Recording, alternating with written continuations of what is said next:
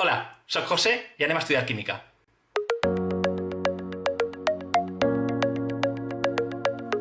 Ja heu començat amb l'ajust d'equacions químiques. Ara anem a fer els exercicis junts, amb alguns consells i alguns truquets. Us aconselle que pareu aquest vídeo totes les vegades que necessiteu, per si teniu dubtes. I que pareu molta atenció perquè tot el temps sembrarem la nostra estratègia i el nostre ordre lògic de resolució dels exercicis. Bé, comencem. Bé, anem a començar amb els exercicis d'ajust. La primera equació ens proposa en reactius coure elemental i d'oxigen i monòxid de coure en els productes. Com que tenim les substàncies elementals a l'esquerra, anem a tractar de modificar la quantitat del producte. I pareix ser que necessitem 2 àtoms d'oxigen, així que multipliquem l'òxid de coure per 2. Com que ara tenim 2 àtoms de coure en productes, necessitarem tindre també el coure en reactius multiplicat per 2. I ja estaria. Equació següent. Clorur d'hidrogen es dissocia en dihidrogen i diclor. Així està més clar encara. Tenim 2 àtoms de cada element en productes. Què tal si multipliquem el reactiu per 2? Això és. Tercera equació química per ajustar. Zinc i clorur d'hidrogen es converteixen en dihidrogen i clorur de zinc. Si deixem per al final els elements que apareixen a soles alguna vegada, que són l'hidrogen i el zinc, hem de començar pel clor. Amb 2 àtoms en productes haurem de multiplicar el clorur d'hidrogen per 2. I al revisar tant l'hidrogen com el zinc, ens adonem que ja estan ajustats. Un de zinc a cada costat i 2 d'hidrogen tant en reactius com als productes. Una més. Segur que aquesta us sona. El diòxid de sofre reacciona amb el dioxigen per donar triòxid de sofre. Al vídeo de la setmana passada us vaig proposar la possibilitat d'utilitzar una fracció perquè el dioxigen compte com un únic àtom d'oxigen en comptes de com 2. Està clar, si calculem un mig per 2, el resultat és 1. Així que 2 més 1 és 3 i així ja ens valdria. Però què passa si a algú no li convenç el d'utilitzar fraccions? No passa res. La condició necessària per ajustar reaccions químiques és tindre la mateixa quantitat d'àtoms de cada element a cada costat. Però ningú no ens ha parlat de quants. Podem explorar què hauríem de fer per no fer servir fraccions. Mireu, la nostra tècnica d'ajust ens diu que l'últim que hauríem de tocar és l'oxigen perquè apareix en l'estat elemental. Així que hauríem de revisar el sofre. Ho fem i ens adonem que hi ha un àtom en reactius i un altre àtom en productes. O sigui que està ajustat, però tot i així no funciona. Podem provar anar augmentant la quantitat de molècules de les dues substàncies al mateix temps i anar provant a veure què passa. Si multiplique el diòxid i el triòxid per 2 al mateix temps, el sofre 2 a 2, però què haurà passat amb l'oxigen? Recomptem d'esquerra a dreta, 2 per 2 són 4, més 2 són 6 àtoms d'oxigen en reactius i després en productes hi ha 2 per 3, que són 6 àtoms d'oxigen. Resulta que no cal fer res més, que ja està ajustat. Fantàstic!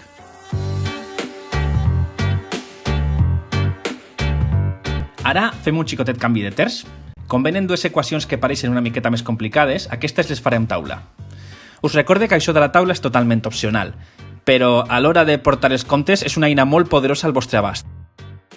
L'equació que ve ara és la substitució del nitrat de sodi, NaNO3, amb clorur de calci, CaCl2, que dona nitrat de calci, CaNO3, i clorur de sodi, NaCl. En primer lloc, cal comentar que, és cert que les fórmules amb el conjunt nitrat, NO3, el normal és no haver-les donades encara a tercer d'ESO, però que no passa res perquè així l'únic que cal tindre en compte és que si apareix un parèntesi a una fórmula, el número que l'acompanya multiplica a tots els àtoms al seu interior. Anem a comprovar-ho en desenvolupar aquesta taula. Primer el sodi, un a cada costat, aparentment ja està ajustat. Ara el nitrogen, un a reactius i, atenció, 2 a productes, perquè li afecta el parèntesi i també el número multiplicador.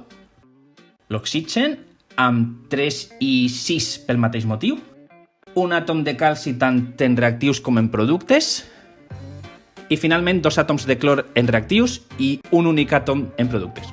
Ara resoldrem. La primera cosa és que no ens fiem gens dels elements que ja pareixen estar ben ajustats. Si ens haguéssim de fiar del sodi i del calci que ja estan ajustats, no modificaríem res, i sabem que això és incorrecte perquè la resta d'elements no estan ajustats. Intentarem fer-ho amb el nostre criteri habitual, començar pel més difícil i acabar pel més fàcil. No hi ha cap element que aparegui a soles en l'estat elemental, però en canvi la substància més senzilla que apareix és el clorur de sodi. Només per això vaig intentar no tocar ni el sodi ni el clor fins a la fi. Vaig pels altres. I justament els altres són els que estan a l'altre producte, el nitrat de calci CaNO3, que a més és la substància més complicada que hi ha.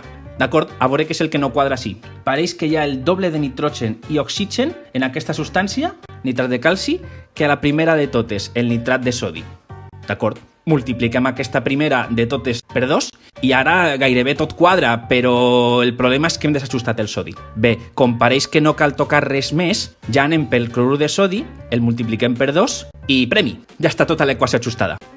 Insistisc, el que ens ho posa fàcil és saber en quin ordre treballar i no cal traure l'escombra per recordar-ho.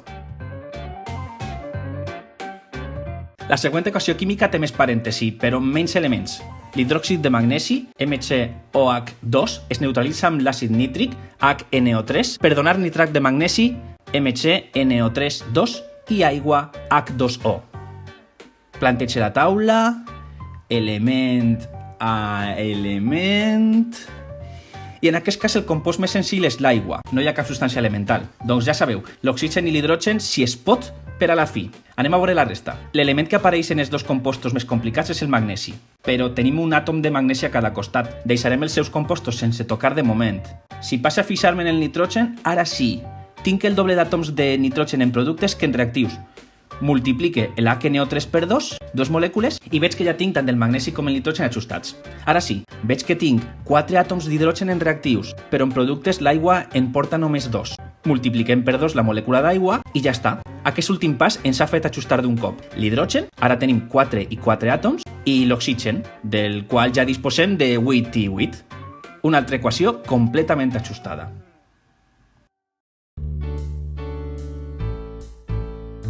Al següent exercici hem d'ajustar les equacions i dibuixar-les.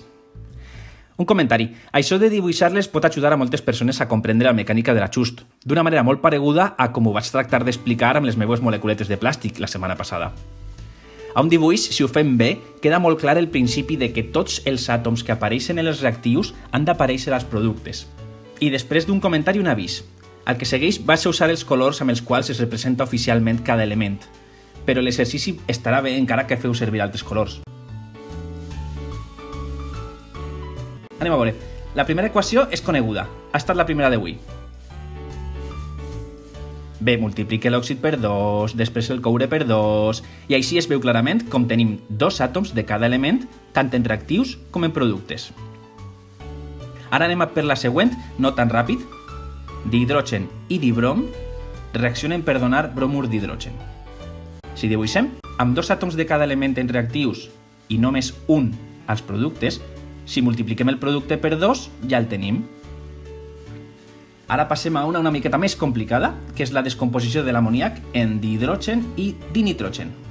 Dibuixe les molècules i veig que tinc els reactius a l'estat elemental, dihidrogen, dinitrogen. Així que intente començar per l'amoníac, que és el més complicat. Posem 2 molècules de l'amoníac per compensar el nitrogen i llavors, com tenim un total de 6 àtoms d'hidrogen en reactius, això ens obliga a multiplicar per 3 la molècula de dihidrogen. Així, 3 per 2 són 6 també i ja estaria. La darrera de la tanda, la combustió del metà. Aquesta, si recordeu, la representarem amb models moleculars al primer vídeo. Recordem-ho.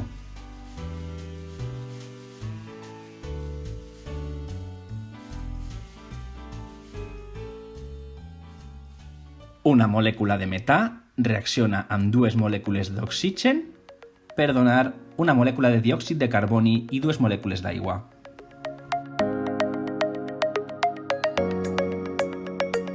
Bé, jo crec que això és tot.